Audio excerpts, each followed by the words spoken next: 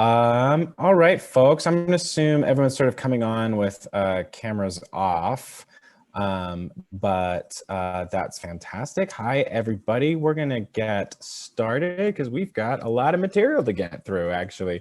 My name is Rex Darty. I am an Oklahoma native, but I live in Washington, D.C. area, as do many of these other actors. And we're going to introduce the cast in just a minute, but I'm going to kick it over to Catherine to start us off. Welcome, everyone. We're very excited. This is our second Undiscovered Country exploration of a play that we have not yet produced and plays that we want to produce. Richard II is a play that has been on our radar for a number of years, as is Coriolanus. And coming up is Henry VIII. So stick with us. These are the plays that we are interested in exploring. And thanks to Rex signing off for this. It's a play I know he loves as well. And this will be like a reading with the cast and the director. And Rex will be the leader of this charge. I will turn it back over to him. And thank you all for being here. It's kind of as COVID progresses across the cultural world, we are all finding ways of continuing to reach out to our community. So this is one way we hope to keep a conversation going. Rex, I turn it over to you. Awesome. Thank you so much, Catherine. It has been such a pleasure working with Oklahoma Shakespeare over the years. I started in 2004 doing summer stock in between some college semesters back when they were at Hafer Park. And I had the great privilege it was not this past summer. No one was doing anything this summer. The 2019 of directing Lauren Gunderson's Book of Will there in Oklahoma in their indoor space, which I love the air conditioning. It was so great to be back at Oklahoma Shakespeare in the inside, not in the park. And it is so great to be working on this play. Let me let the cast sort of introduce themselves, though, if y'all will just say your name and who you're playing or what role you're doing. And then I'll sort of tell the audience how it's going to work tonight. So I'll start us off. My name's Rex Darty. I'll be directing this, and I actually will be reading a few, small characters as well. Catherine McGill, I will be reading Volumnia, which is Coriolanus's mom. Tamika Chavis, I'll be playing Menenius and Virgilia. And I'm going to sort of like throw in, Menenius is a senator in Rome, loved of the people. Virgilia is Coriolanus's wife. And hi, my name is Ahmad Kamal. I'm playing Coriolanus. A badass general of Rome. Hey everybody, I'm Joel Santner. I'm going to play Ophidius. And that is Coriolanus's sworn enemy. And then we also have Akiva Fox here. Akiva, you want to say hi? Yeah, my name is Akiva Fox. I knew all these folks from DC, but I live now in North Carolina. And I'll be acting as what's called a dramaturg, so giving some background on the play and also a little bit about the language and themes of it. Great, thank you so much. So here's what we'll do tonight. I see that all audience members' cameras and mics are off. That's fantastic if you will just keep that, but don't feel like this is just a performance. If anything, you find relevant or something resonates with you, drop a line in the chat feature, which is at the bottom of your screen, and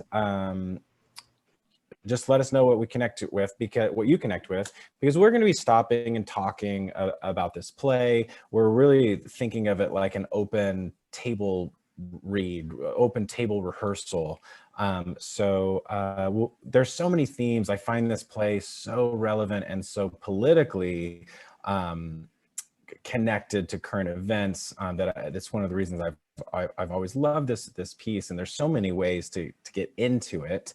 I'm going to give us a few buzzwords to think about, to sort of buzzwords, buzz phrases, and ideas to sort of center what our discussion tonight might be on, and what these scene selections have been sort of pulled out from, because we're not going to try to do the whole piece. It's big.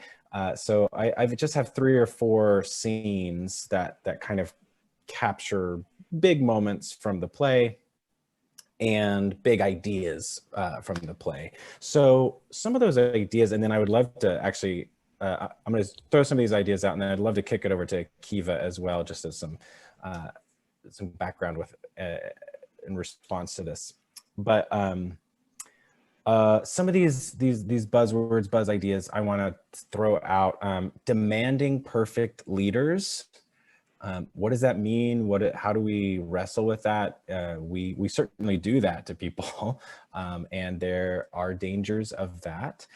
I want to couple that with a buzzword of cancel culture. What does it mean to be canceled? What does it mean? What deserves being canceled? Of course, a huge buzzword for this show is pride. And what is it?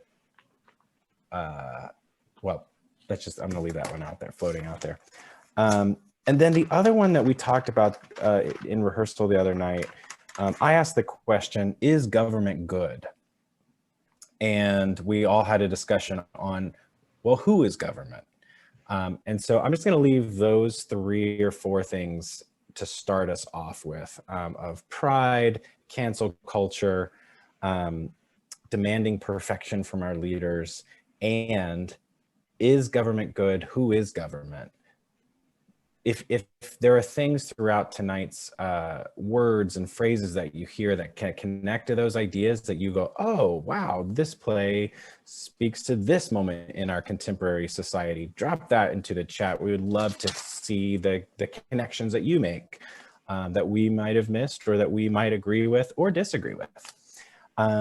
So that's me to start us off. Let me kick it over to Akiva. Thank you, Rex. So this is a pretty amazing play in terms of language. It's a very late play in Shakespeare's writing career. So it's one of his last 5 or 10 plays in a pretty long career. And so one of the things to notice is as his career goes on, Shakespeare's language gets denser and stranger and less beautifully regular. So listen to that. As Rex mentioned, that word pride or proud shows up about 25 times in the play. The other word I want everyone to watch out for as we're reading this is voice. It shows up almost 50 times in the play. I would listen for language about the body, about the parts of the body. That's all over the play. Listen to language about animals. This is a play about people, but lest we forget, people are animals too. And in some situations, Shakespeare is very interested in the way in which people act like animals, and that sort of human reason falls away. In addition to those, I think 3 or 4 big questions Rex wanted you to pay attention to. The one I would add to that is, how are jobs different? Can one person do every job, or do the requirements of different jobs suit different people? So if you have been, for example, the general of an army, does that automatically make you a good civilian leader? If you've been running a corporation, does that make you a good president? Things like that. Yeah. That is fantastic. Thank you for that, Akiva. Yeah, that's so, how are jobs different, and how are strengths and weaknesses suited for those things? It is, that's fantastic to think about. So I should also say that the script that we're using is my own adaptation. These are all Shakespeare's words. It's just my own cutting. And I have played with a few things. For instance, I'm interested in Ophidius being more of an instigator, more of a foreign instigator in Roman politics than he is in the original script. So in the original play, the show starts with citizens in an uproar of a famine and a grain shortage.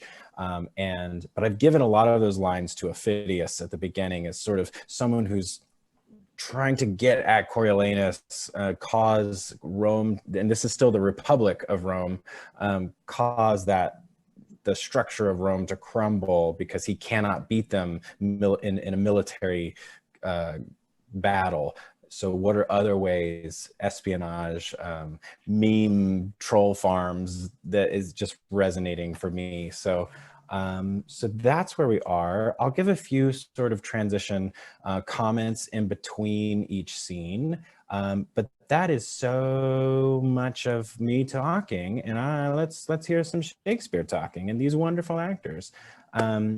So let's dive in, shall we? Everybody ready for this? Great. All right. Scene 1. Darkness. Enter a company of mutinous citizens with stave, clubs, and other weapons. A cacophony of drumming, and then... Before we proceed any further, hear me speak. First, know that Caius Marcius is chief enemy to the people. Let us kill him, and we'll have corn at our own price. Is the verdict? I say unto you, what he hath done famously, he hath done it to that end. Though soft-conscienced men can be content to say it was for his country, he did it to please his mother, and to be partly proud, which he is, even till the altitude of his virtue. What shouts are these? The other side of the city is risen. Why stay we prating here to the capital? Soft, who comes here? Worthy Menenius Agrippa, one that has always loved the people. He's one honest enough, would all the rest were so. What works, my countrymen, in hand? Where go you with bats and clubs? The matter, speak, I pray you. Our business is not unknown to the Senate. They have had inkling this fortnight what we intend to do, which now we'll show them in deeds. They say poor suitors have strong breaths. They shall know we have strong arms too. I tell you, friends, most charitable care have the patricians of you. Care for us? True indeed. They ne'er cared for us yet.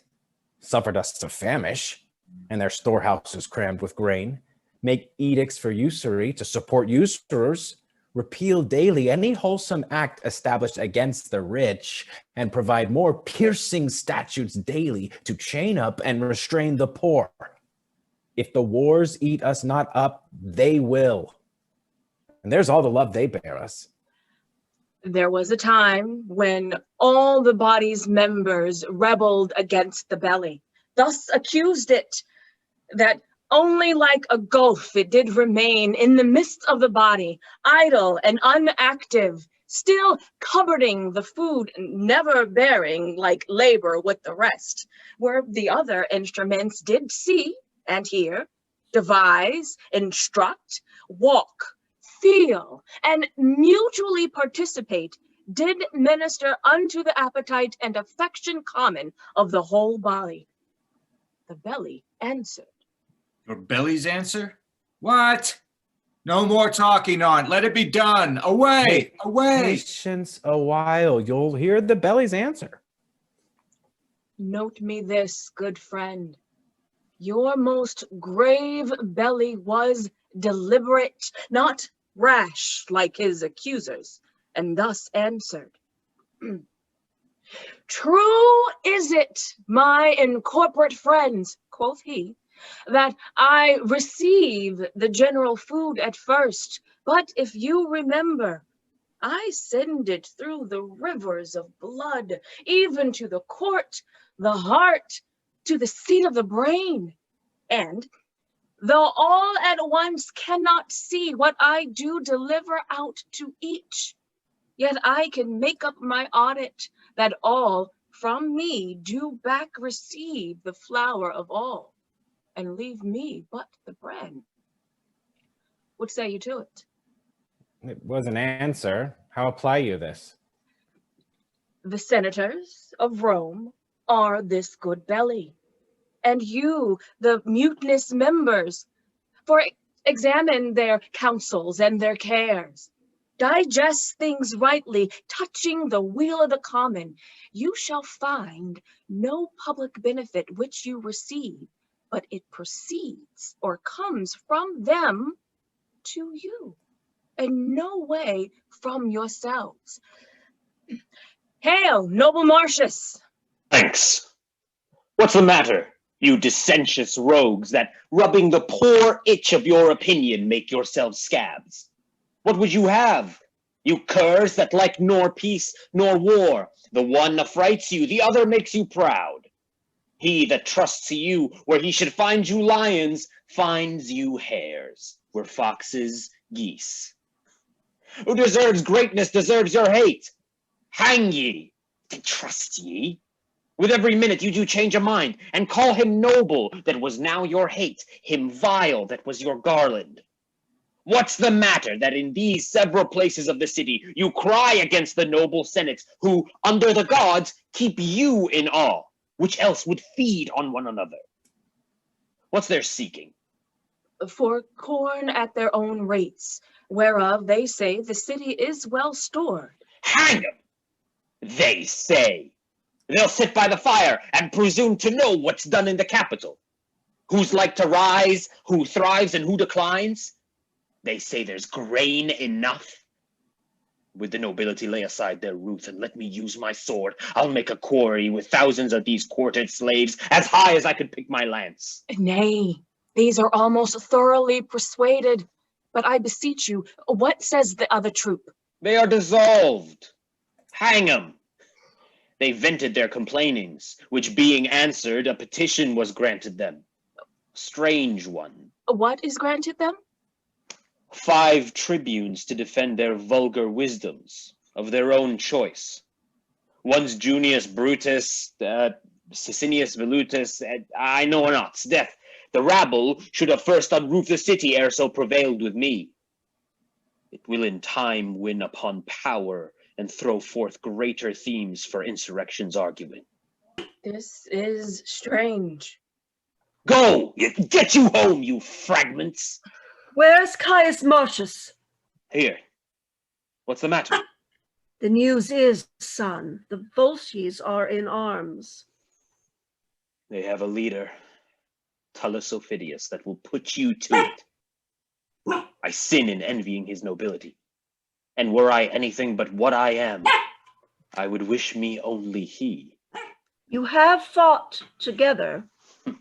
We're half to half the world by the ears and ye. Upon my party, I'd revolt to make only my wars with him. He is a lion that I am proud to hunt. Then, worthy Marcius, attend these wars. It is your former promise. Yea, it is. And I am constant. Dear mother, thou shalt see me once more strike at Tullus's face. Oh, true bred. Hence to your homes. Begone. Nay, let them follow. The Volsces have much corn. Take these rats thither to gnaw their garners. O worshipful mutineers, your valor puts well forth. Pray, follow. Nice. Very good. So I'm gonna hold there for a second. Because there's so many like interesting things that play to me in this opening scene. One with just the protesting on the streets, and this like big dichotomy between the haves and the have-nots that is set up in this opening scene. And sort of the structure of it is there's this sharp divide between have and have-nots, and then there's this foreign threat that everyone can sort of rally behind to like, oh, yep, we got to go take care of that. We all agree Coriolanus is good for this. I didn't think of this the other night, but I wanted to ask Tamika and Akiva on your speech about the body and who the Senate is and who are the other people. Is that trickle-down economics? Is Shakespeare arguing for trickle down or trickle through? Like thoughts on any of that? Yeah, so The important thing to know about Menenius, most likely, according to some sources, is that he was born a plebeian. He was born a lower class guy and became a patrician senator. So he is in some ways sort of uniquely qualified to be the go-between. It's that kind of log cabin vibe that he brings. And that kind of authenticity is really important because the argument he's making is you need this thing in the middle that does nothing. You need this thing to allow you all to live. So it is a form of trickle-down economics, because when you think about it, do we really need the guys in charge? Do we need someone making much more than us for doing nothing? Taking advantage of our work is essentially what they're arguing. Right. It's a very famous speech, by the way, and one of its biggest fans is this guy named Bertolt Brecht, who was this very famous, sort of semi-Marxist German playwright in the middle of the century. And I think one of the things he loves about it is not necessarily that he agrees with its thesis so much that he thinks it has something very profound to say about the relationships between the classes. Which Marxist is the thing you're most interested in life. Yeah, I mean, like, it's so interesting that, and the counterpoint to that is Marcius saying, like, essentially this is anarchy without the ruling of this noble class. And like, they'll sit by the fire and presume to know what's happening in the capital, of like these morons are given social media platforms or whatever it is.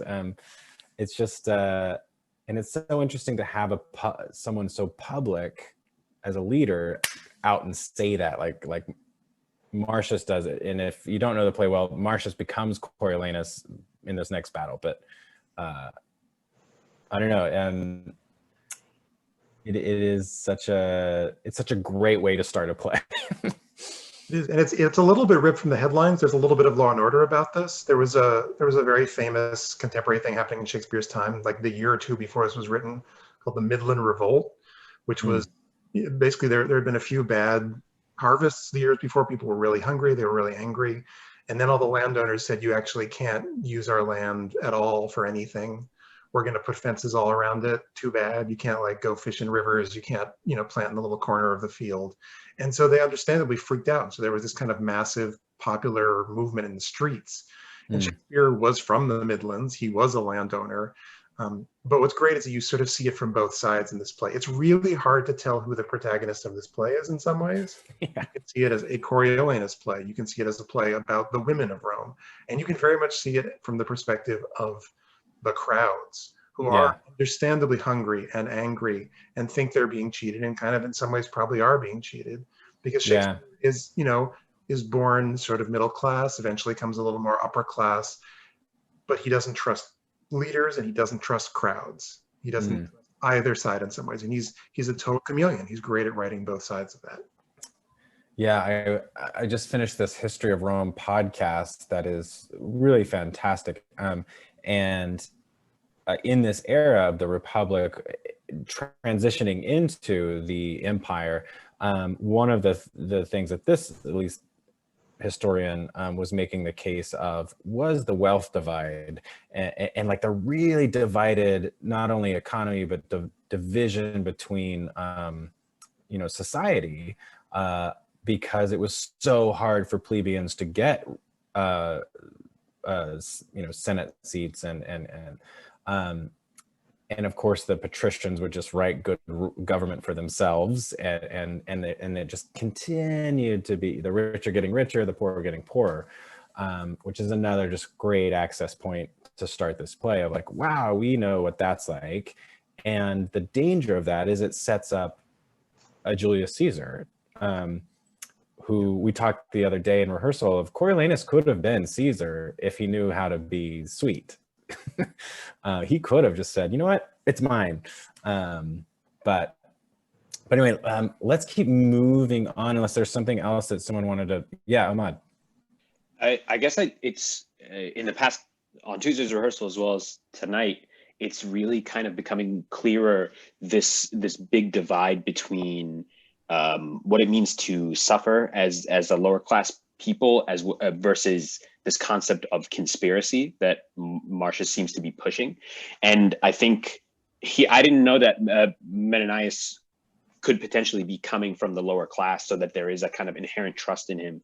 And so in her, I apologize, and for there to be a, for the people to hear Menenius tell this tale that essentially says that you're over analyzing or you're over worried about this situation is really, it juxtaposes the suffering that these people face, in the sense that this person has now been elevated away from these troubles in order to join the nobility or to join the elite. And I think there's like here it's now having Aufidius be a part of that, like, pull that block off of the Jenga tower thing that causes this riot is like I think it adds to the tension that Rome is internally just one fuse away from exploding.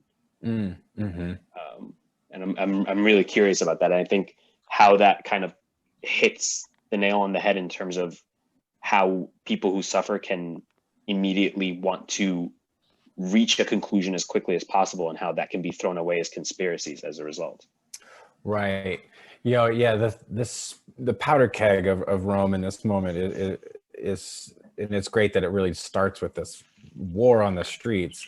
But it's also like the immediate transition to foreign threat, and Rome can really get behind their armies and do what Rome does best for a long time in history. In fact, another point this podcast made is, you know, after the fall of Carthage and some of these like major powers, Rome has trouble at home anytime they don't have a really strong adversary abroad. And so that's an interesting counterplay to also like think of American politics of but in that, let's talk about this transition moment. We're skipping over a very exciting part of the play, unfortunately, but I would love to stage this battle. But what happens, you know, Rome, led by Marcius, to go to fight the Volsces, led by Aufidius. Epic battle scene. Rome is nearly losing, but Marcius single-handedly turns the battle towards Rome's favor with some fantastic language as well. "Make you a spear of me," one of my favorite lines. It's totally an Arnold Schwarzenegger, like cinematic scene. It's one of the reasons I've always loved this play. Just the action-packedness that it doesn't get its due, I think, as much as it should. But anyway, Aufidius and Marcius square off for a death duel, but before they finish their battle, they're dragged away by their men. But Rome ends up the victor in this conflict. Marcius returns to Rome, a war hero, and is given the name Coriolanus. The battle took place at Corioli, and now he's a very popular figure very quickly, as seen as an antagonist in that first scene, as you saw, but now he's this popular figure, and he's up for for consul, being appointed consul. Inside of that, I should introduce this other two sort of pair of senators that I'll be playing. Sicinius and Brutus are tribunes for the people. You know, we represent the American people. A very abused phrase, but they are not fans of Coriolanus and do not want to see him necessarily rise to power. That's where we kick off and start this next scene. Shall we dive in? Great. Masters of the people, 'tis thought that Marcius shall be consul. We do request your kindest ear, and after your loving motion toward the common body, to yield what passes here. We shall be blessed to do so, if he remember a kinder value of the people than he hath hereto prized them at. He loves your people, but tie him not to their bedfellow. Faith, there had been many great men that have flattered the people, who never loved them, and there be many that they have loved, they know not wherefore. So that if they love they know not why, they hate upon no better ground. Therefore, for Coriolanus neither to care whether they love or hate him manifests the true knowledge he has in their disposition, and out of this noble carelessness lets them plainly see it. If he did care whether he had their love or no, he weighed indifferently twixt doing them neither good nor harm. But he seeks their hate with greater devotion than can render it him, and leaves nothing undone that may fully discover him their opposite. Now, to seem to affect the malice and displeasure of the people is as bad as that which he dislikes, to flatter them for their love. Tell me one thing that I shall ask you. Well, sir? In what enormity is Marcius poor in, that you two have not in abundance? He's poor in no one fault, but stored with all, especially in pride, and topping all others in boasting. You blame Marcius for being proud? We do it not alone, ma'am. Oh, I know you can do very little alone, for your helps are many, or else your actions would grow wondrous single. Your abilities are too infant-like for doing much alone. You talk pride, that you could turn your eyes toward the napes of your necks and make but an interior survey of your good selves. That you could. What then, ma'am? Why, then you should discover a brace of unmeriting, proud, violent, testy magistrates, alias fools, as any in Rome. Got into your worships. More of your conversation would infect my brain. No more of this. He is a worthy man. Make way, they are coming. Drums enter Coriolanus, surrounded by the people. Coriolanus offers to go away. Nay, keep your place. Sit, Coriolanus. Never shamed to hear what you have nobly done. Your horrors pardon. I'd rather have my wounds to heal again than hear say how I got them. Pray now, sit down. I'd rather have one scratch my head in the sun when the alarm were struck than idly sit to hear my nothings monstered. The Senate, Coriolanus, are well pleased to make thee consul. I do owe them still my life and services. It then remains that you do speak to the people. I do beseech you, let me o'erleap this custom. For I cannot put on the gown, stand naked, and entreat them, for my wound's sake, to give their suffrage. Please you that I may pass this doing. Sir, the people must have their voices. Neither will they bate one jot of ceremony. Put them not to it. Pray you, go fit you to the custom, and take to you, as your predecessors have, your honor with your form. It is a part that I shall blush in acting, and might well be taken from the people. To brag unto them, thus I did, and thus, showing them the unaching scars which I should hide, as if I had received them for the hire of their breath only. Sir, you are not right. Have you not known the worthiest men have done't? What must I say? I pray, sir. Plague upon it, I cannot bring my tongue to such a pace. Look, sir, my wounds. I got them in my country's service when some certain of your brethren roared and ran from the noise of our own drums. Oh, me the gods.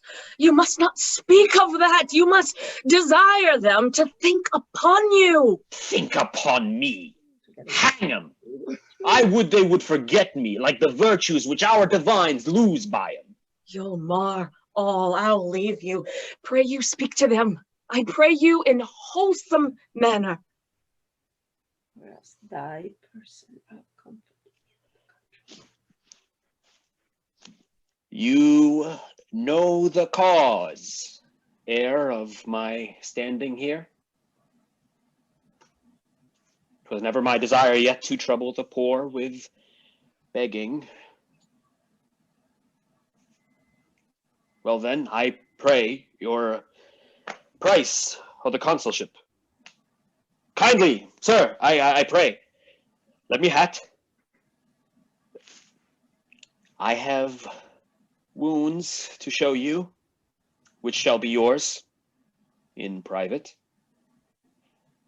Your good voice, sir. What say you?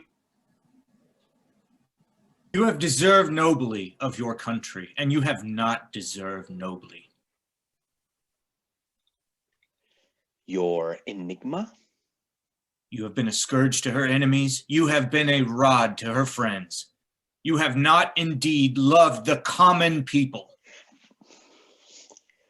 You should account me the more virtuous that I have not been common in my love. I will, sir, flatter my sworn brother, the people, to earn a dearer estimation of them. 'Tis a condition they account gentle. And since the wisdom of their choice is rather to have my hat than my heart, I will practice the insinuating nod and be off them most counterfeitly. That is, sir, I will counterfeit the bewitchment of some popular man and give it bountiful to the desirers. Therefore, beseech you, I may be consul. You have stood your limitation, and the tribunes endue you with the people's voice. Remains that, in the official marks invested, you anon do meet the Senate. Is this done? The custom of request you have discharged. The people do admit you, and are summoned to meet anon upon your approbation. Where? At the Senate House? There, Coriolanus. May I change these garments? You may, sir. That I'll straight do. And knowing myself again, repair to the Senate House. I'll keep you company. Will you along? We stay here for the people. Very well. Okay, good. Let's hold there. There's particularly two speeches in that scene about sort of the Coriolanus's attitude towards people and everyone picking up on like, well, he doesn't like us. He's not relatable. I can't get a beer with him. And I guess the two sides of this are like, is that important? Does that matter? Do we need our leaders to be our friends? I remember this being a thing that was lobbed at President Obama quite a lot of like, oh, he's so elite and he's out of touch. He doesn't show emotion. But what is this? I don't know. Does anyone want to take up two sides of the argument of, is it important to have a good attitude towards the populace in order to be a good, effective governor? Or is that just to get elected? I mean, it's hard to, at least on Marcius's part, like he's claiming here, he's making the statement of, hang them. I think that's like a vastly big difference between like, no, I don't know if he likes me versus like, he prefers me dead kind of a thing. But I guess it's, again, we talked about this on Tuesday. It's different, I guess, with this man being a position of military power more than anything prior to being appointed consul, that he is known as being this violent instrument that causes death. I think that makes the difference for me, at least in terms of whether or not he can remove that piece of him in terms of looking out for the people. Mm-hmm. I'm curious, Akiva, like historically, what is the role of consul, and is that a position that can be equated to anything currently? Yeah, I mean, the closest we can get to it is something like a president or prime minister. It's okay. Elected. The only unusual thing about it is that for most of Roman history, there were two of them because they didn't trust any one guy with the job. They would kind of rotate like month to month the job. Mm-hmm. Elected. So it was something that you actually had to run for and be elected to. Now, it wasn't elected by all the people in the same way that we do now. It was more like the elites voted, but still it was important to like do that. And keep in mind, this play is set not long after Rome is no longer a monarchy. So they're still figuring out how this all works. They used to have a king. They literally kicked him out of the city. And so now they have to kind of create their own system of government. So consul, you're essentially asking them to be something like the president, the person who makes the most important decisions in town. Yeah. And consuls typically were like commander in chief, and like a huge part of that was like they would go on these foreign campaigns to often enrich themselves on spoils of war. So you become consul, and even though you may, I think terms might have been a year. Is that right, Akiva? A year or two, I forget how long. But you're set for life after that, and so yeah. What were you gonna say, Joel? Oh, I was just gonna say that, just to take, Coriolanus aside, it's like, I've bled for this country. What more do you want? It's words versus action, right? Yeah. That's what he's basically positing. What else do you want me to do? Here are my wounds, I don't know how else to be more of a servant to the country, So it's interesting that because you kind of takes that position of, I don't really care if you don't like me.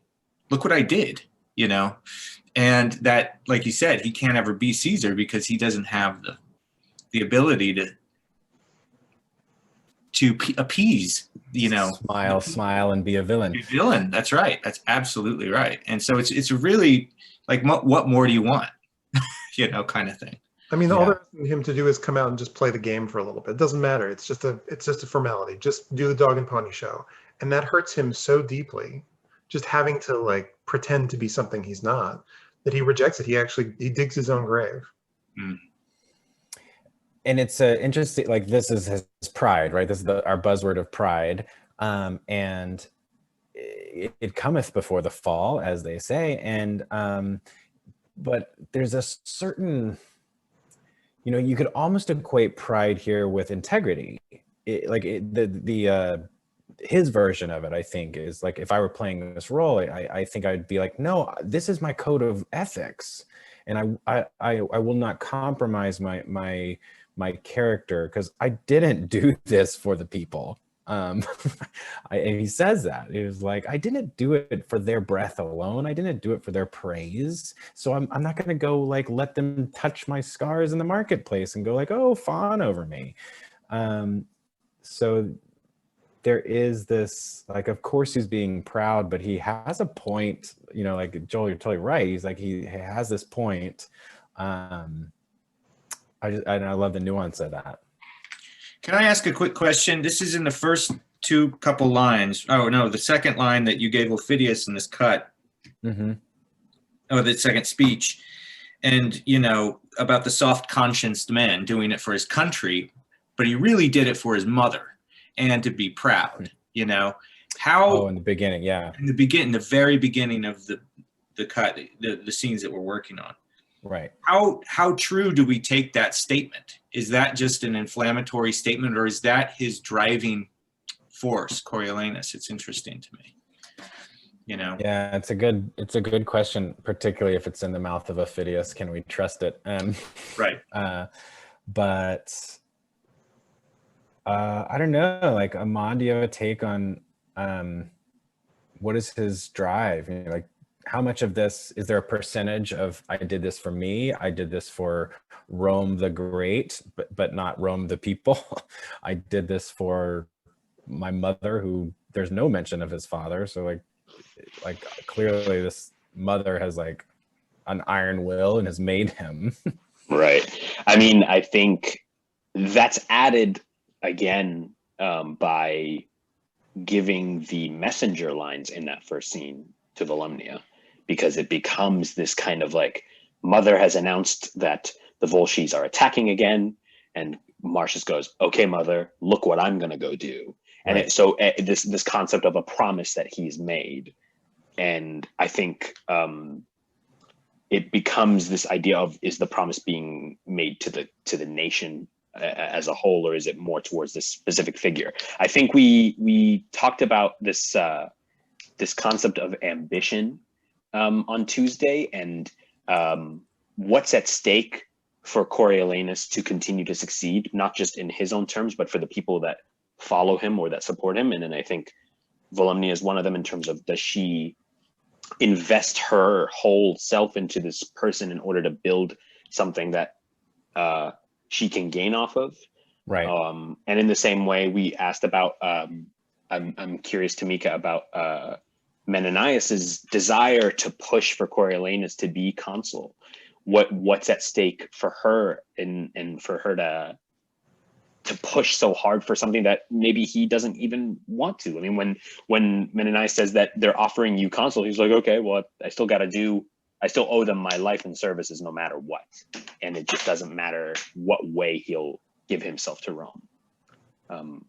So I'm curious what you think about that, Tamika, because ultimately for me, I think however Coriolanus fell into the military world, I think he adopted it so easily in the idea of just like follow orders, do this, like it's very black and white. And I think that's why he doesn't succeed in the political world.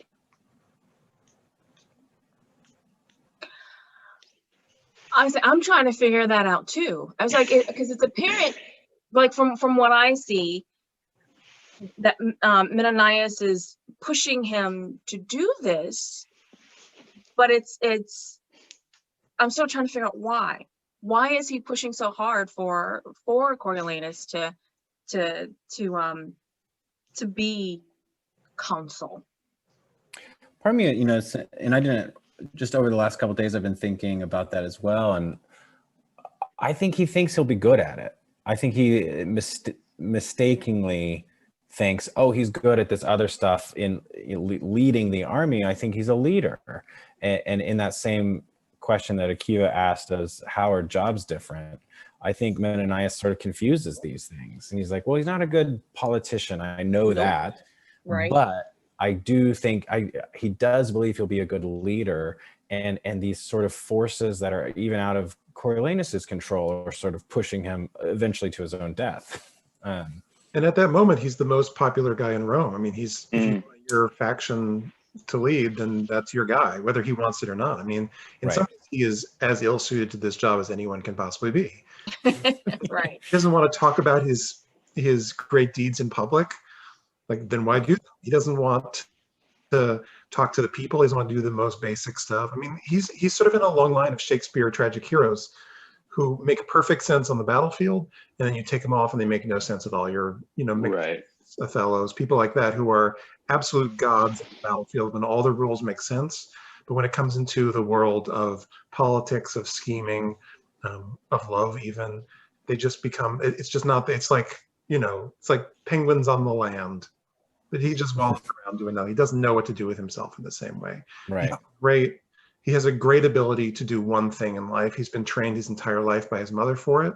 He is now useful to people as a political, potentially figurehead, but I don't think he wants it. I don't think he quite knows what to do with it. It doesn't make sense according to the rules he knows. Mm-hmm.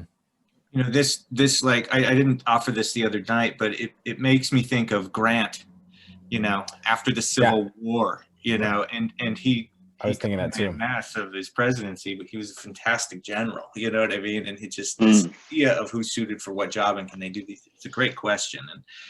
And although perhaps an opposite character, apparently he was like very humble, very sweet, and like got swindled a lot by these people who just take advantage of. Well, he wasn't able to maneuver those, those behind the scenes kind of machinations. Yeah.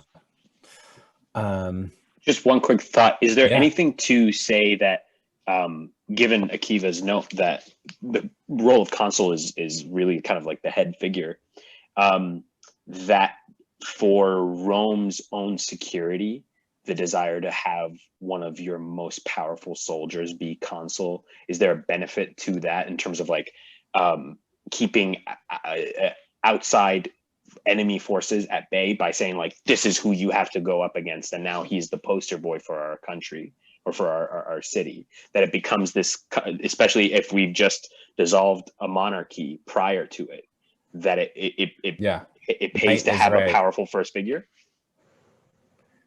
Yeah, that makes a lot of sense. And this was such a militant people, so like might was right. And yeah. Cool. Let's see how might is not right. So what happens next is, the people are like, great, Coriolanus is awesome, conquering war hero. We love him. He showed us his wounds in the marketplace. And then just after he leaves, as you saw, Brutus Sicinius, we stay here for the people. They instantly sort of poison the well. They turn the crowd on their heels against Coriolanus, and as Coriolanus comes to the Senate house to be named, they're surrounded by people, and these two tribunes who say, actually, psych, rug pulled out from under you, causing Coriolanus to flip out in a rage of entitlement and burst into an elitist rage against the fickle senators, against the people and their worthless voices, causing the tribunes to say, see, he doesn't care about the people. That's used as great ammunition against him. And they then work up the people in a frenzy to banish Coriolanus from Rome. And Coriolanus responds with this speech, the part of this speech. Super loud, so I would say maybe turn down the volume just for people's ears' sake. You common cry of curs, whose breath I hate as reek as the rotten fens, whose lungs I prize as the dead carcasses of unburied men that do corrupt my air. I banish you, and here remain with your uncertainty. Let every feeble rumor shake your hearts. Your enemies, with nodding of their plumes, fan you into despair. Despising for you the city, thus I turn my back. There is a world elsewhere.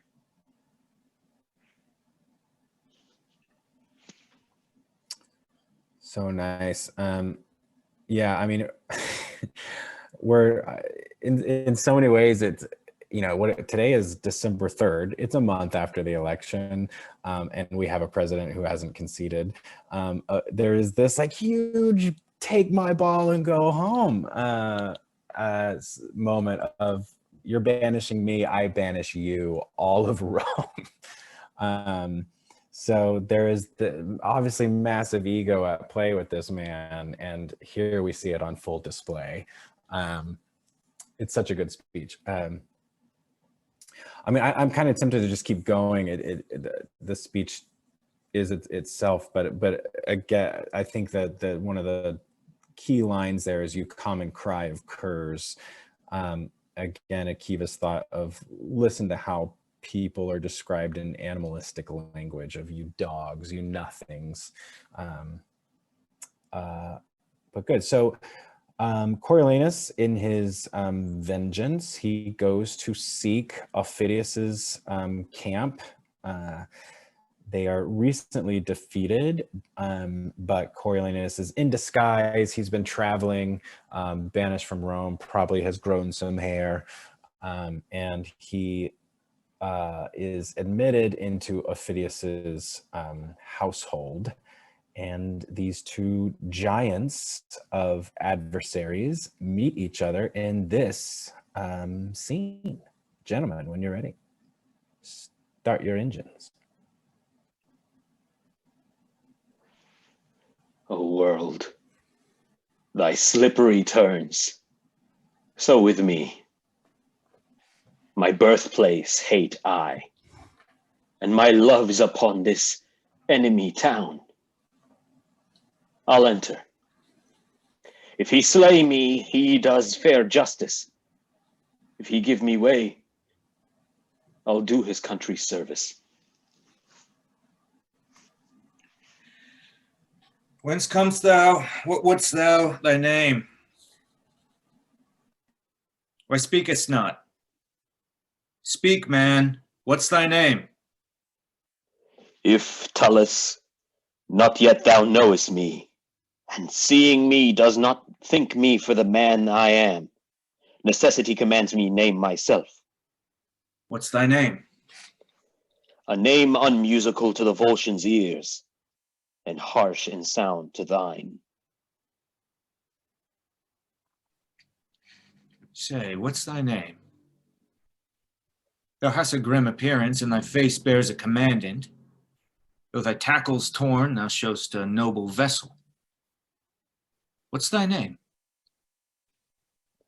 My name is Caius Marcius, who have done to thee particularly and to all the Volsces great hurt and mischief.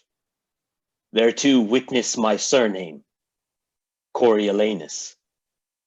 The painful service, the extreme dangers, and the drops of blood shed for my thankless country are requited but with that surname, a good memory, and witness of the malice and displeasure which thou shouldst bear me. Only that name remains. The cruelty and envy of the people, permitted by our dastard nobles who have all forsook me, hath devoured the rest, and suffered me by the voices of slaves to be whooped out of Rome. Now this extremity hath brought me to thy hearth, not out of hope, mistake me not, to save my life. For if I had feared death of all men in the world, I would have avoided thee. But in mere spite, to be full quit of those my banishers, stand I before thee here.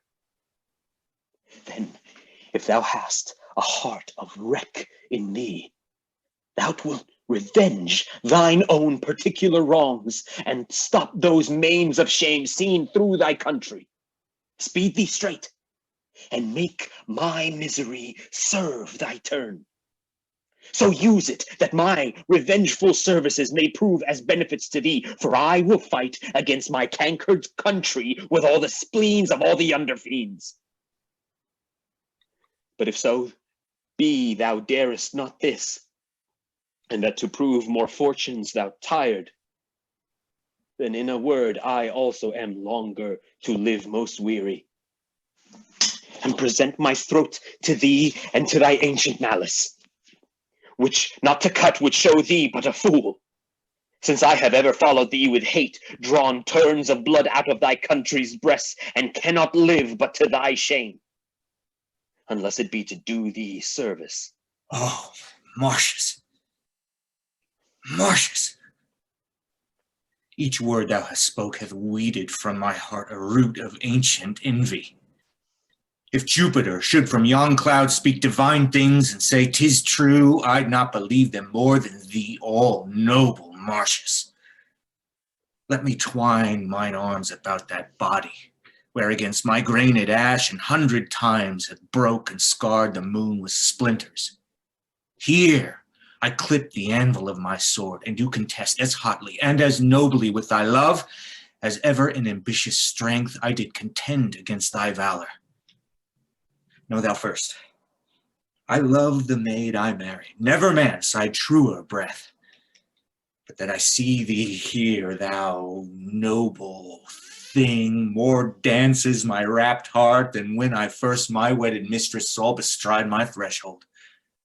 Why, thou, Mars, I tell thee, we have a power on foot, and I had purpose once more to hew thy target from thy brawn, or lose mine arm for't.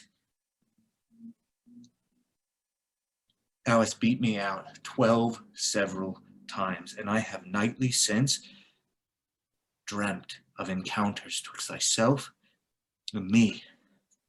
We have been down together in my sleep, unbuckling helms, fisting each other's throat, and waked half dead with nothing.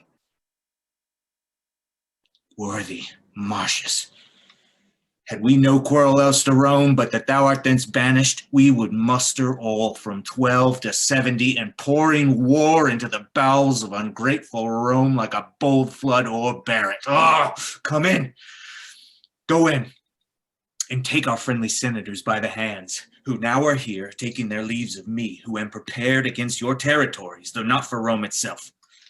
You bless me, gods.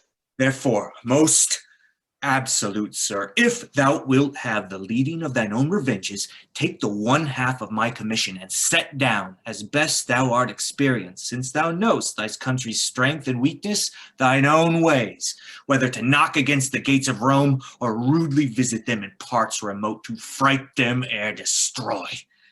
But come in, Let me commend thee first to those that shall say yea to thy desires.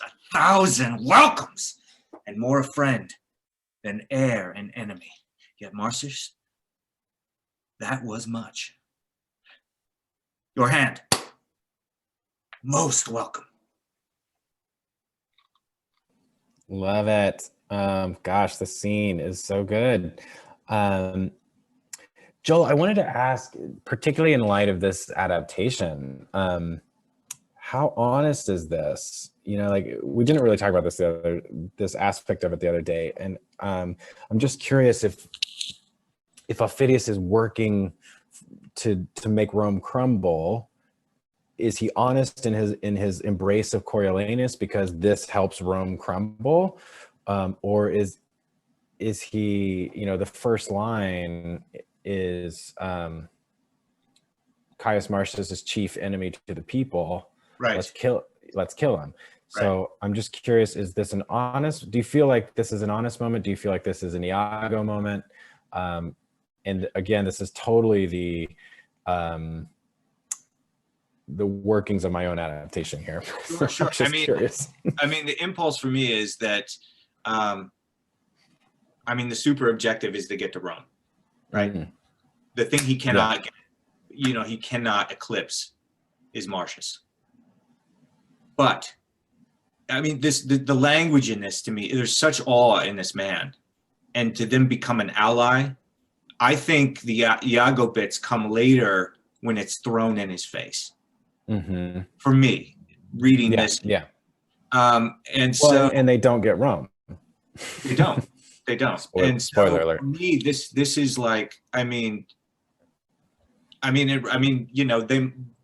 he's a lover, he's just a lover just as much as his wife. He really is, he holds this man up in awe.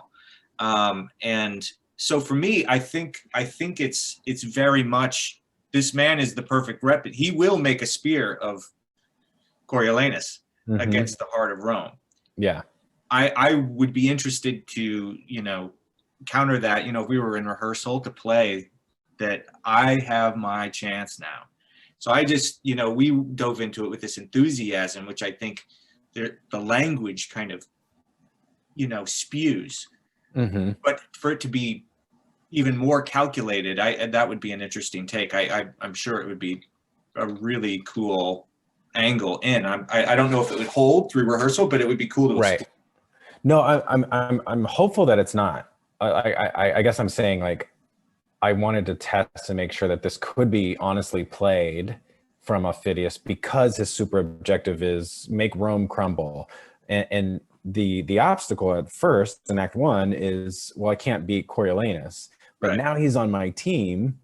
Right. Now and the key you gave me to Aufidius, which, I think is absolutely there. And it was like the launching pad, is that he is doing this. He is doing this for his people.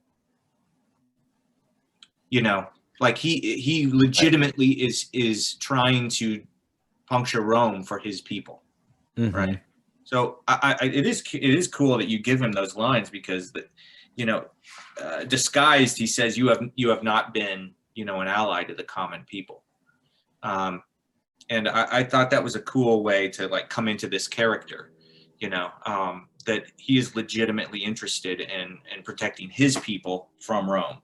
Right. By just foreign involvement with Roman at home, and, domestic you politics. offered Putin the other night in an interesting way, and we just have to play it without judgment.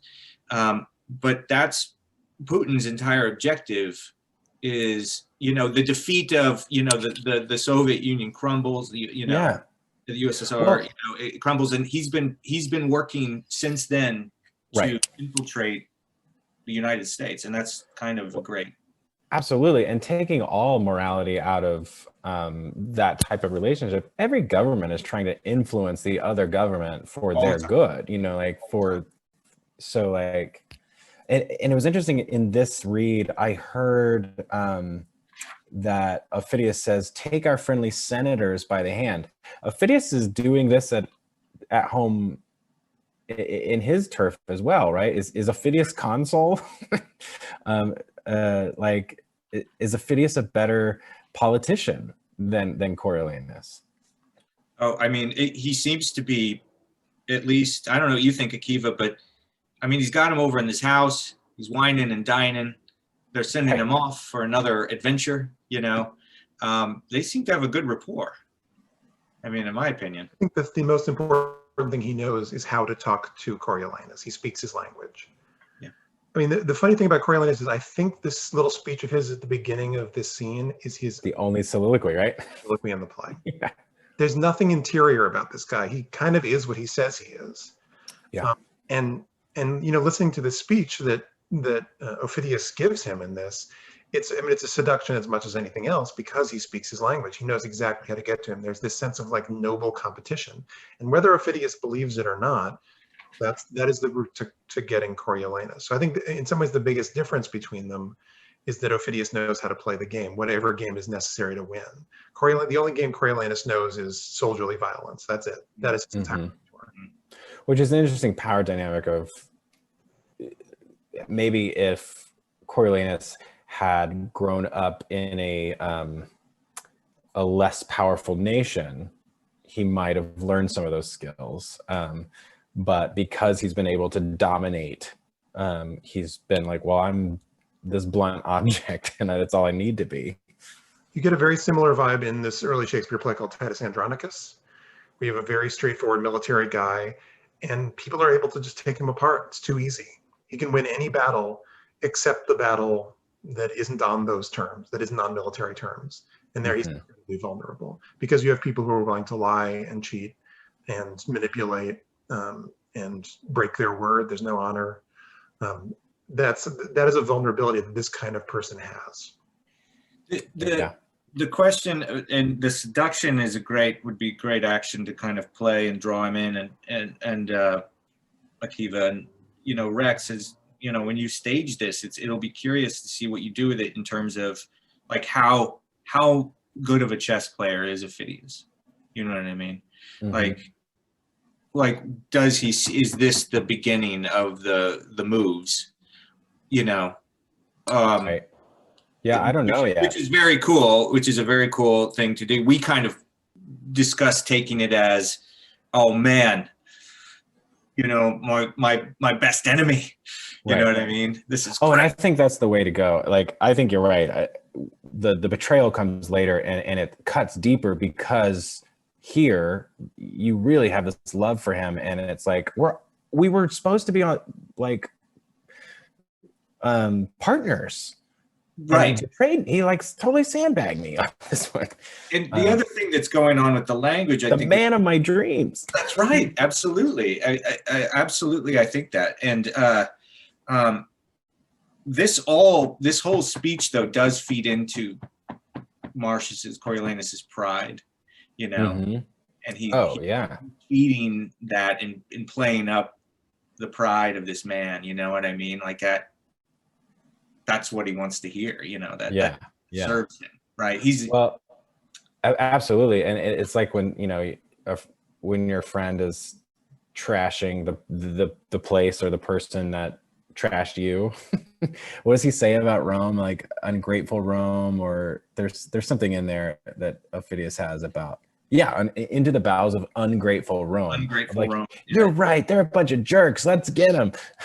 They threw you out? All right, I got you. Okay, I have a question. I have a dorky question for you two. We're doing a bit on Coriolanus in the pandemic. We're all dorks here.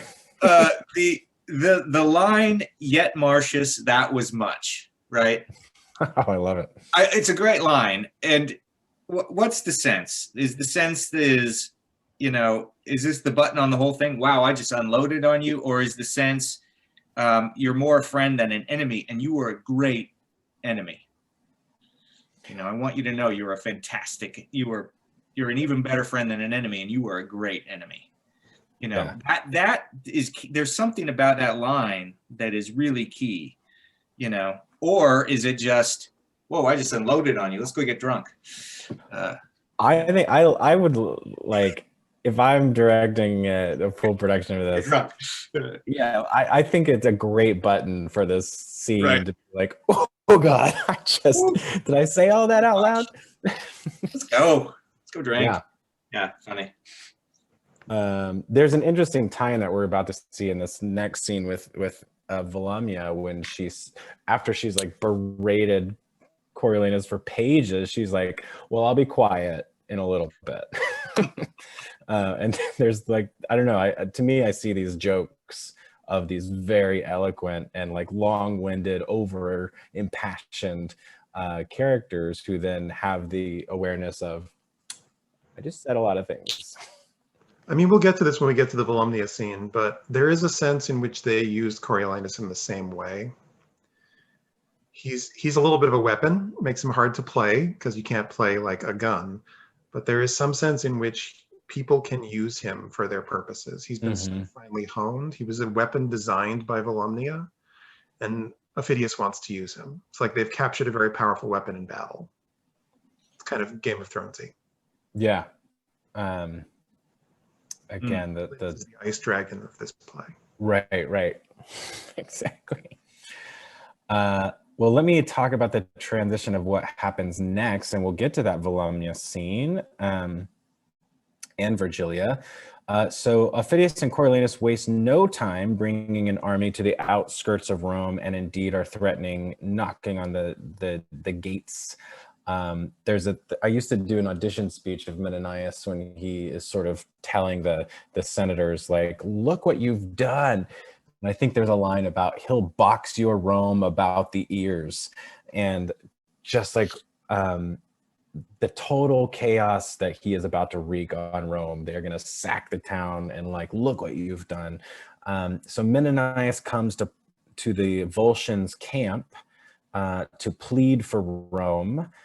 And is sternly sent back from Coriolanus. There is no mercy given. It's like, I know you were a dad to me, but you're dead to me. So it's looking really bad for Rome. So Volumnia, Coriolanus's mom, and Virgilia, his wife, and bring their young son as well. His family comes to try a second time to convince Coriolanus to give up his war on Rome. And we pick up mid-scene as these characters try to convince. Whenever you're ready. What is this?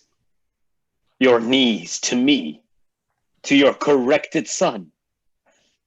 Then let the pebbles on the hungry beach fill up the stars. Then let the mutinous winds strike the proud cedars against the fiery sun, murdering impossibility to make what cannot be slight work. Thou art my warrior. I hope to frame thee.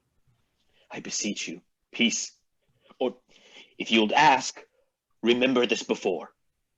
The thing I have forsworn to grant may never be held by your denials. Do not bid me dismiss my soldiers or capitulate again with Rome's mechanics. Tell me not where I seem unnatural. Desire not to ally my rages and revenges with your colder reasons. Oh, no more. No more.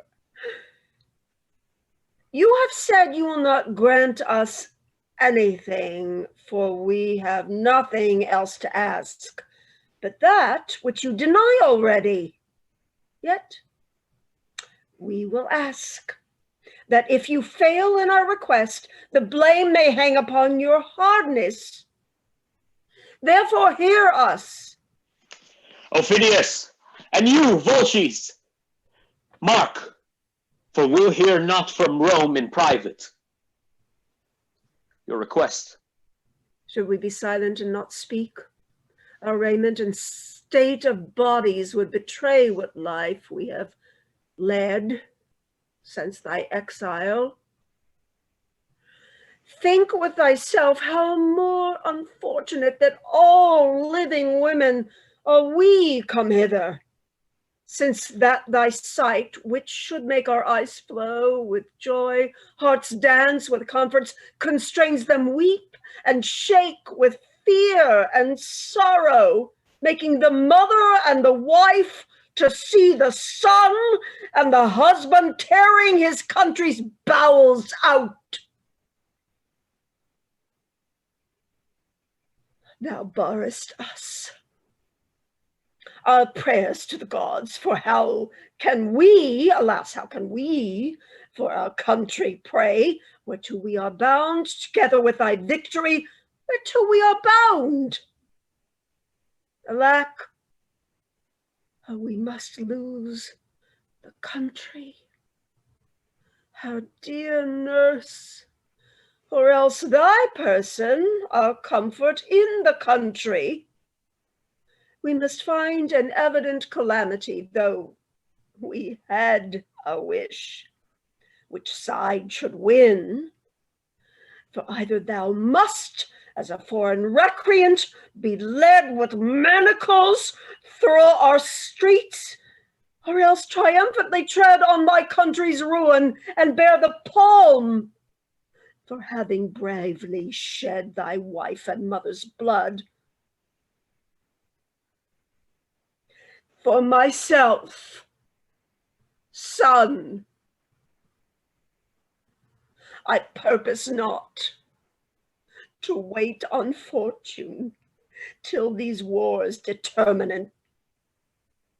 If I cannot persuade thee rather to show a noble grace to both parts than seek the end of one, thou shalt no sooner march to assault thy country than to tread, trust to it, thou shalt not, on thy mother's womb that brought thee to this world. I have sat too long. Nay, go not from us thus. If it were so that our request did tend to save the Romans, thereby to destroy the Volsces where you served, you might condemn us as poisonous of your honor. No. Our suit is that you reconcile them. While the Volsces may say, this mercy we have showed, the Romans, this we received. And each in either side give thee all hail to thee and cry, be blessed for making up this peace.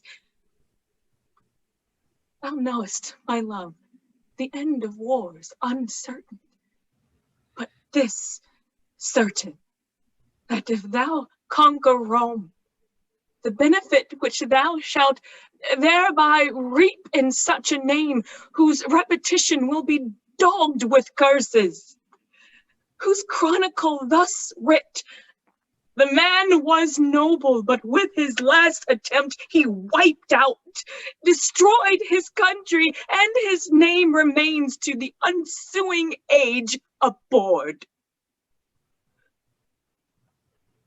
Why dost not speak? Thinkst thou it honorable for a noble man still to remember wrongs? Mother, speak you. He cares not for my weeping. There's no man in the world more bound to his mother. Yet here, he lets me prate like one in the stocks. Thou hast never in thy life showed thy dear mother any courtesy when she, poor hen, fond of no second brood, has clucked thee to the wars and safely home laden with honor. Say my requests unjust and spurn me back, but if it be not so, thou art not honest, and the gods will plague thee, that thou restrainest from me the duty which to a mother's part belongs. Oh, he turns away. Down, lady. Let us shame him with our knees. To his surname, Coriolanus longs more pride than pity to our prayers. Down! An end this is the last. So we will home to Rome and die among our neighbors.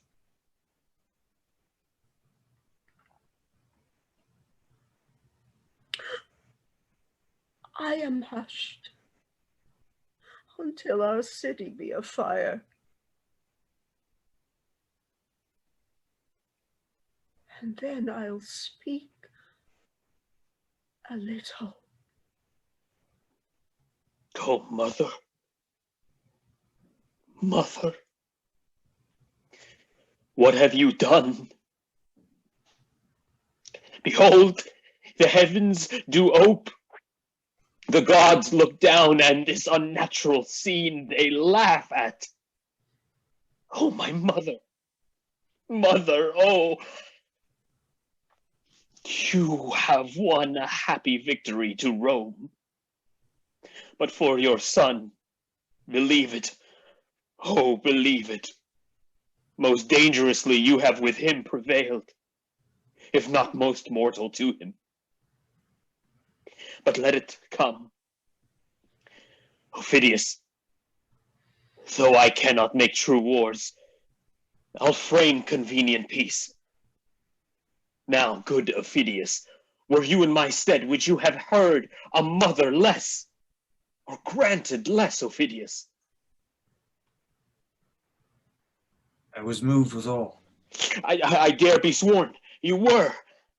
And sir, it is no little thing to make mine eyes sweat compassion. But, good sir, what peace you'll make, advise me. For my part, I'll not to Rome. I'll back with you, and pray you stand to me in this cause. Oh, mother, wife, but we will drink together, and you shall bear a better witness back than words, which we, on like conditions, will have countersealed. Come, enter with us. Ladies, you deserve to have a temple built you. All the swords in Italy and her confederate arms could not have made this peace.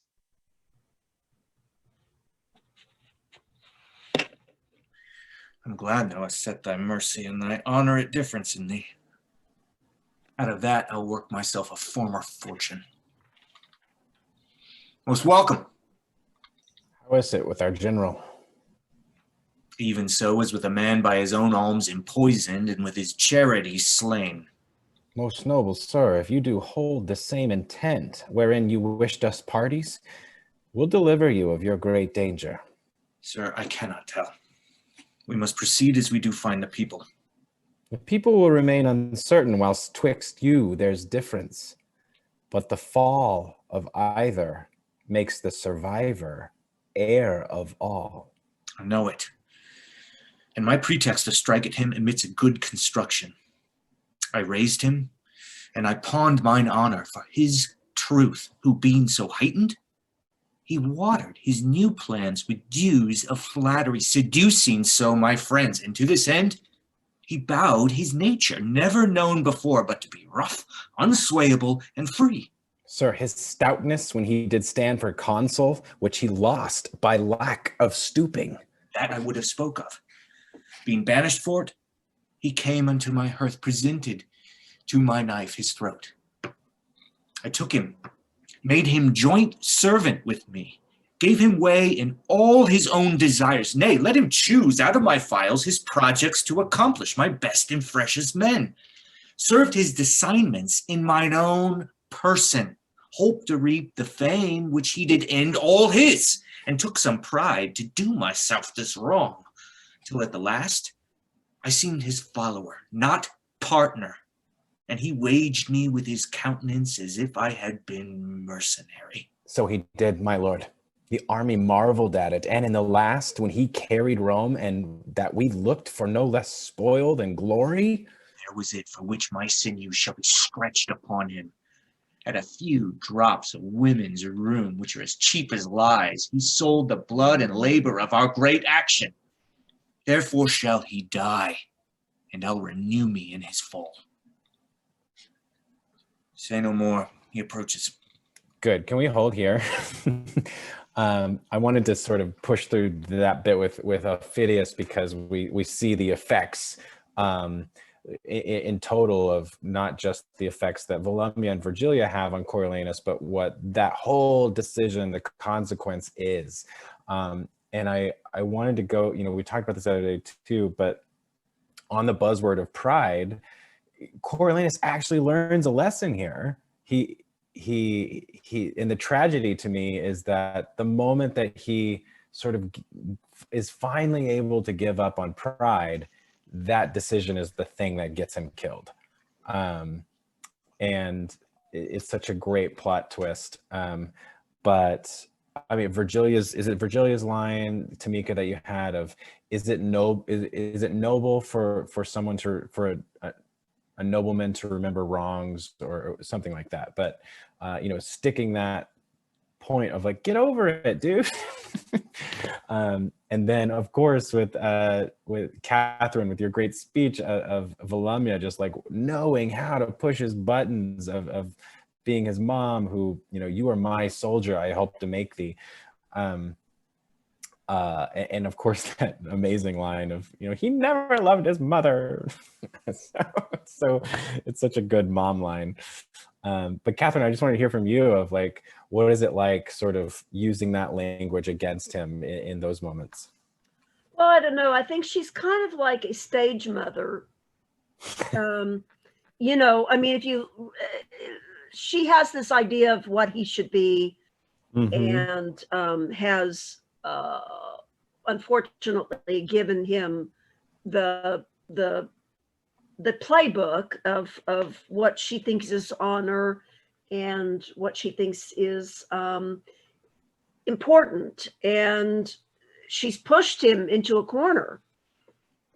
And then what's tragic is that at the end she says, yes, but that's not all important. What's important is your country. Right. So yeah, I mean, she twists it. It's right. You are important, but I think she pushes him too far. And then she realizes, perhaps, I'm giving her a lot of credit, that she's pushed him too far, and what's really important is country. And he's misunderstood her teaching. I mean, she's right, because I mean, ultimately she understands what she's asking. She's saying like, either you win and you have to kill us, or we win and you're in the carried through the streets of Rome in chains and manacles, right? And I was just thinking, I don't know if any of you are watching The Crown, but I was just thinking of the intense pressure on very public people, and how you have to do things against your private life, and like but the personal and the public figure is so on display in that Volumnia speech, of wrestling with, you will have to, what does she say about her womb? Like she connects these great emotional things to like, you're the kid I bore and excluded your other kids, or favored no second brood. Like, I didn't care about my other kids. You were the only kid I cared about. And I am asking you to like essentially die right now for your country. Well, I mean, I think there's a humanity that we don't quite understand. That, I mean, maybe I'm being too kind to her simply because looking at playing this role, you want to find how she justifies what she does. And I think there is to bring it back to, wanting your child to be successful above all, and then realizing you have pushed them to a limit that does not somehow get humanity involved. There's a you know, that she has forgotten about humanity until the very end, and she realizes country is more important than success, individual success. Do you think there's like a Mama Rose thing happening here where like, because she's the one who actually comes home conquering war hero, which she could never do in her life until this moment. And no, I think she is Mama Rose until the very end, and she realizes it's too much and she's gone too far. right. And Although that's when she realizes country's more important. Right. And to her own personal end, though, in these paths that divide, she goes back to Rome. A temple should be built for them. Coriolanus goes back and is murdered. So like his fall, she rises. It's fascinating in this power play here that she's pulling on her own kid. That moment when they both realize at the same second that she's killed him. Mm-hmm. What have you done? What have you done? Yeah. And she realizes that there's no way out of this. And what's crazy about it is that the thing that seals his death warrant is making peace. He's not qualified to do that. That is not his line of work. So the instant he is not making war, he has to die.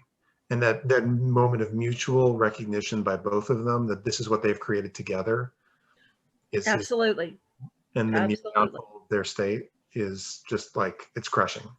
Yeah. It's crushing. And I think there is that's the discovery of whatever it is. It's our plan was not, perhaps we now learn that what we wanted is not the best for the world and for humanity. Yeah. It's like the people who built the atom bomb in some ways. Right. Yeah, we wanted it so bad, but it's not necessarily what is really important. Yeah. Right. And now we can't take it back. Yeah. And so how different that that mindset for Volumnia is in comparison to how she was speaking to Coriolanus's wife, maybe in the first act, about her fear about him dying. Volumnia has a complete pride in that. And and that is completely taken away, like you were saying, Akiva, in the fact that she's recognizing that now Coriolanus is dying essentially by her hands. Absolutely. Noble dying in war, he's ignobly dying in peace. Right. Yeah. And I love the mirrored language and almost relationship that Aufidius has, you know, the back-to-back of Aufidius and Volumnia. Of Aufidius says, I raised him. And, you know, back to back with Volumnia, who said, you are my soldier, I made you.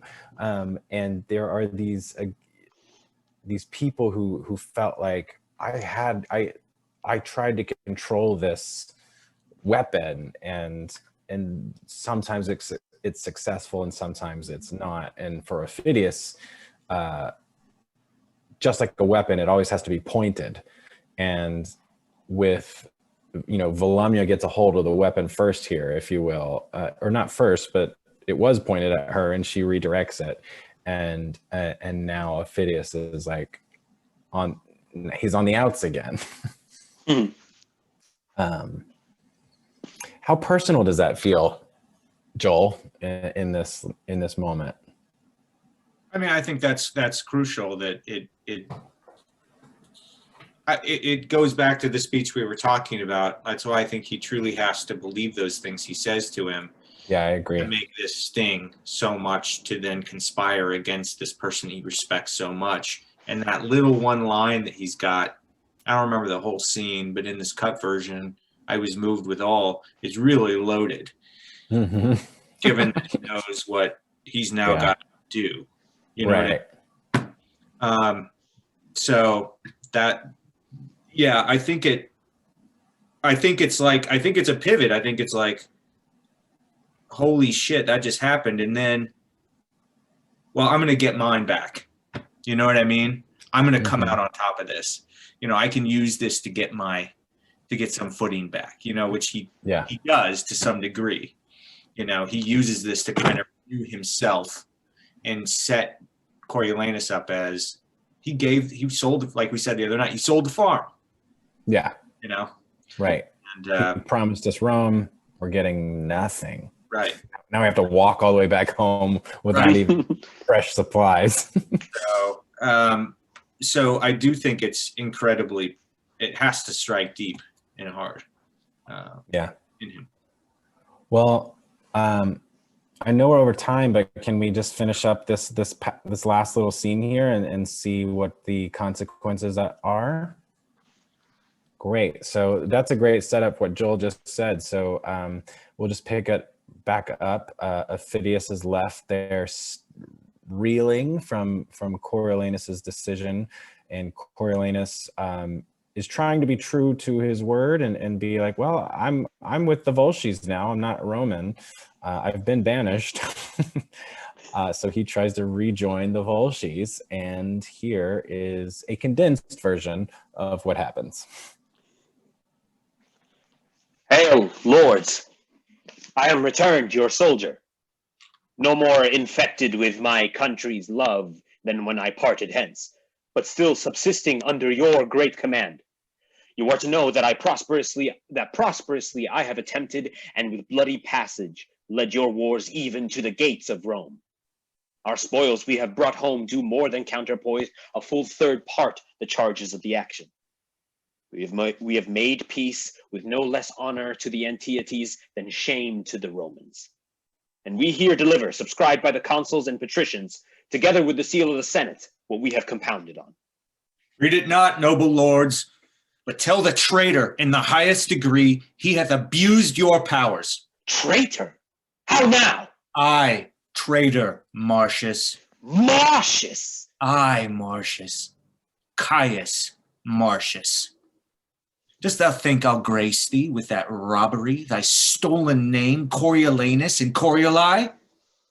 You lords and heads of the state, perfidiously, he has betrayed your business and given up for certain drops of salt your city, Rome. I say your city, to his wife and mother, breaking his oath and resolution like a twist of rotten silk, never admitting counsel of the war, but at his nurse's tears he whined and roared away your victory, that pages blushed at him, and men of heart looked wondering each at other.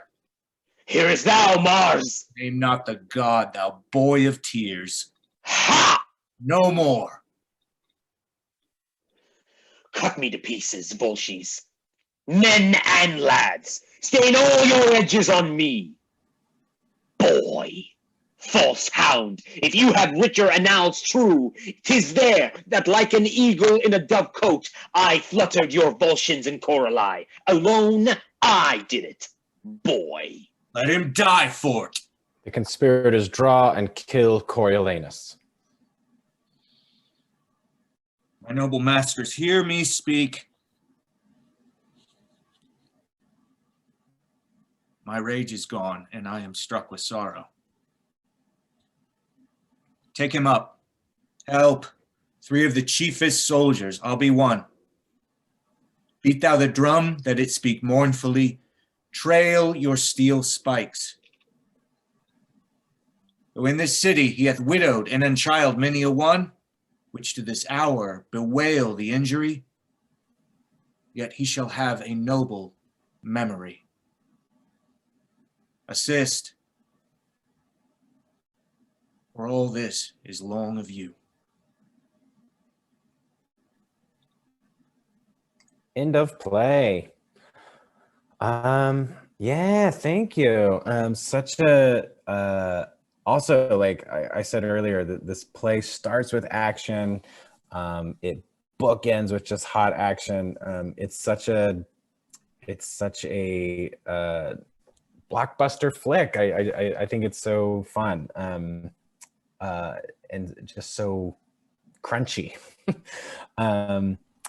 But yeah, Joel, that and Ahmad with this last bit of these 2 people who have been partners is a quick dime to suddenly, what sets Coriolanus off there at the end. And then question for you, Joel, is we've been talking about it, but like, what is the sudden remorse of the change of heart? Right. I mean, I that's the hard turn for me, is the remorse. And the way it's cut, I mean, he has like, you know, about a half a line there to realize what just happened, you know, like his this guy's wanted to kill his whole life is done, and it's really empty, you know.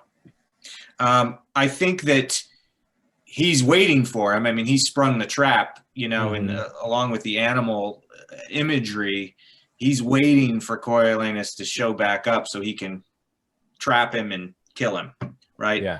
So that doesn't feel like it's a turn there. Like he's plotted this out. Now he's ready for him, and he's going to draw him in and have him murdered. But get the people on his side to do it, right? That's important. And then I do think that there is an admit of, you know, what, I mean, this is all empty. It's an empty victory. It's fruitless. So if Ophidius is as honorable as, you know, Coriolanus says about him, his tragedy would be that, you know, he did this in an underhanded way, which he says in one speech. I'm going to get him with craft or rage or wrath or craft or some way, potch at him, right? Right. Which he sacrifices his own honor for. So and they still didn't beat Rome. Right. I mean, it's all lost. I mean, it's not. It's nice he has that couplet at the end, you know, injury and memory, and but yeah, that last tag that you put on there. I mean, I think the last line that plays assist, you know, and then they take care of him and take him off, and then this last line is really intriguing that you put there. Yeah, because it's really loaded, and it really says something about your view of the play.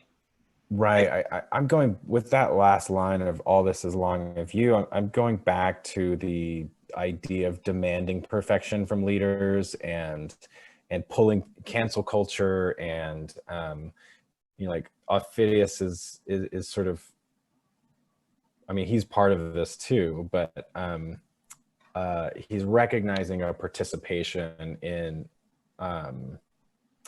just, you know, constantly pulling people down, and he ends up empty-handed. So yeah, it's an interesting blame shift, I think, at the end, and I'm still sort of, there's a question mark for me on that, but yeah. Other thoughts on that last line? Yeah, I mean, I think I would just say that there is a sense, you know, as flawed as Coriolanus is in many ways, that he was very great at one thing, and that the characters of this play have conspired to ruin someone who was very good at one thing. And unfortunately, he was bad at other things. It doesn't take away from the thing he was good at necessarily, but, you know, something beautiful has been destroyed. He was great at this. And, you know, there is a sort of lingering sense of guilt from a lot of these characters. You know, we did the thing we needed to do, but in the process, you know, we lost someone who mattered. Yeah, it was ugly. And I think we talked about in the previous scene with Volumnia, if Coriolanus is at that point is fully aware that he is not going to live through these events, and this is his first experience with compromise, and it's a failed compromise, which is a really bad rep for compromise as a concept. But I think also in that moment, it does, I'm curious if you agree, Joel, for Ophidius, but it does kind of feel like these old habits die hard. In this moment of like, I'm being threatened with death, I'm being called a traitor, what do I know best? And it's this like, I want to return to like the one thing that I think gave Coriolanus any sort of purpose, which is this hunt of Ophidius. I think there's a difference between like, should he be resolved and say like, kill me? But I think it's a battle. Like, this is a fight. This is not just like Coriolanus getting stabbed. This is Coriolanus and Ophidius and his Volscian men. Oh attacking. yeah, like in the staging of this, you know, Coriolanus takes down a few of them. Right, and so it feels like this is like this one last hurrah for both of them, because without each other, they're lost. Well, you just inspired this idea. Like, I imagine that, the staging, there's a great symmetry to that, right? As you said before as well, Rex, like it starts with, this great action and it ends with this great action, right? And there's a nice symmetry to these two people facing off, back in their old roles. Yeah. Right. Like there's a great line, right, that Coriolanus has, is like a failed actor at some point, right? Mm-hmm. Fantastic line somewhere. And then, so that was one thing. Number two, though, here's the thing that you all said something about, like the two characters knowing they're going to die, and if other people pick up on that, what does that do to Coriolanus, Ahmad or whoever, in entering this scene? Does he expect he's coming in for a slot? Right. Does he think, I'm back? There's a part that's like, it feels almost as if he's like, I'm going to play this up as much as I can. Like, maybe I can get away with it, kind of a thing. But at the same time, I think there's the feeling of success, of like attempting to put a button on the whole war. Maybe that kind of got a little bit to Coriolanus's ego, of feeling like, oh, this is good, this is gonna work. That maybe his thoughts of like, oh, this spells my doom, might have dissipated in between those times. But it could also be very much that he's like, yeah, I know this is not gonna work, but I'm really gonna try my best. He just seems so. that doesn't seem like right. Yeah. Like Ahmad, I was gonna say, like that doesn't seem true to his character to sort of say like, I'm gonna slip this in here. I think he believes though, like, look, yeah, exactly. I led you all the way to Rome, and we should be proud of that, y'all. Like no one else has done that. Right. Does that? I wonder how that informs that great kind of. We haven't seen like a real celebratory Coriolanus, right? Except for that one scene where he's like, let's drink, in the scene with the Fidgets, he's more of like, oh, bless me, thank God, or whatever. Yeah. But in this, he's like, we're going to go in. You should have a temple built. That's a different shade of Coriolanus than we've seen before, right? In the wake of this peace offering.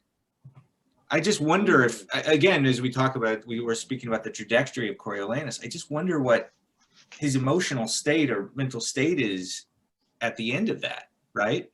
Is that a true moment of happiness? It's just a question. I have no idea. Yeah. It'd be interesting, and Jennifer had a comment here that I was going to tie into this, because this is a really interesting possible read of this, of does Coriolanus know he's sort of dying a hero now for Rome? Jennifer says, they did cause the loss of Coriolanus, but they also orchestrated his way to have a noble memory. I think Jennifer might be mentioning Volumnia and Virgilia. If not for his tragic death, would he have had a noble memory?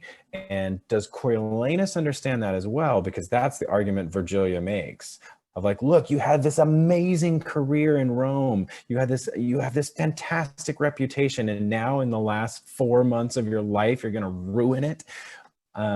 So she's like, can you die a hero by giving up this cause? And he does. And is there a I don't know, I'm thinking of this now, but is there a taunt? Is he picking a fight with Aufidius when he comes back? I don't know, but no, I think there's an awareness that he has, whatever that means. I think there is an awareness that he has of his own end.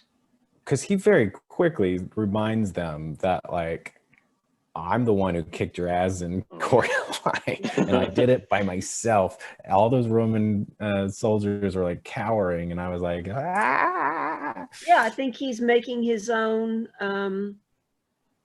history. He's creating his own history that we all will remember. There's that moment right at the end of Macbeth where all the prophecies have come true, and he's finally facing the guy he knows is going to kill him. And instead of running away, he says, look, we're just going to fight this one out. I know how it's probably going to end, but I'm going to end on my own terms. Right. No, Yeah. that's a good comparison, I think. Yeah. I think that's that. Let's call it done for now. Thank you so much, everybody, for this like fantastic discussion. And like the more I dive into this play, the more I'm just like eating it up, and the more exciting it visualizes in my head. And so thank you for your talents and for letting me play with my own version of this, because I think there's again, like it's been kicked it, Catherine and Tyler and I have all been talking about this play for a while, and there's just such modern day connections to so many ways into it. But thank you all